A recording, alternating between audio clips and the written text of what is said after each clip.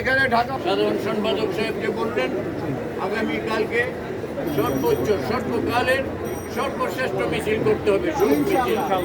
জাতির জন্য বঙ্গবন্ধু শেখ মুজিবুর রহমানের সহ তার সপরিবারে শাহাদাত বরণকারীদের সকলের প্রতি শ্রদ্ধা নিবেদন করে শোক মিছিল হবে ঢাকা মহানগর দক্ষিণ আওয়ামী লীগ করবে বাংলাদেশ আওয়ামী লীগের ব্যানারে।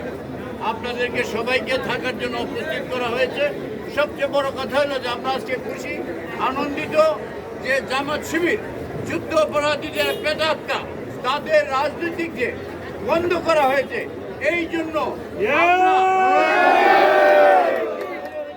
জননীতি শেখ হাসিনাকে অভিনন্দন জানাচ্ছি।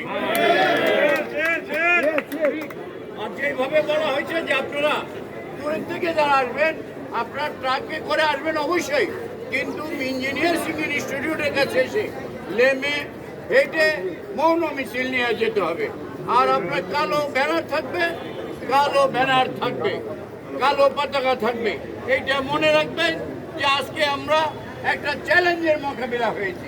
এই চ্যালেঞ্জকে যেইভাবে আমরা 1970 সাল থেকে মোকাবিলা করে বিজয় অর্জন করেছি, এইবারও আমরা বিজয় অর্জন করবো শান্তিপূর্ণভাবে।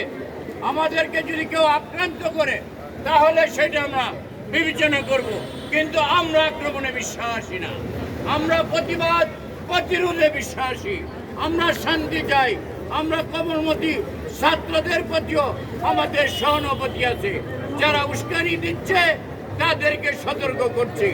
আপনারা 71 বিরুদ্ধে ছিলেন, এখনো বিরুদ্ধে।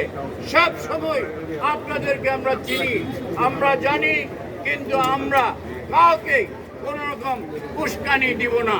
আমরা আমাদের মতো বঙ্গবন্ধু কন্যা জননেত্রী যে শেখ হাসিনা যেই নির্দেশ দিয়েছে সেই নির্দেশ মোতাবেক শান্তিপূর্ণভাবে মৌন মিছিল পালন করবো আগামীকাল। এইটা আপনারা মনে রাখবেন। সারা ঢাকা মহানগরে সকল ইউনিয়ন থানা ওয়ার্ড থেকে সবাইকে এবং এমপি মহোদয়রা যারা আছেন আমাদের এই দক্ষিণের সকল এমপি মহোদয়কে বলবো তাদেরকেও উপস্থিত থাকা, তাদের লোকজন নিয়ে কাউন্সিলর ভাইদেরকে অনুরোধ করছি আপনারা থাকবেন ইনশাল্লাহ।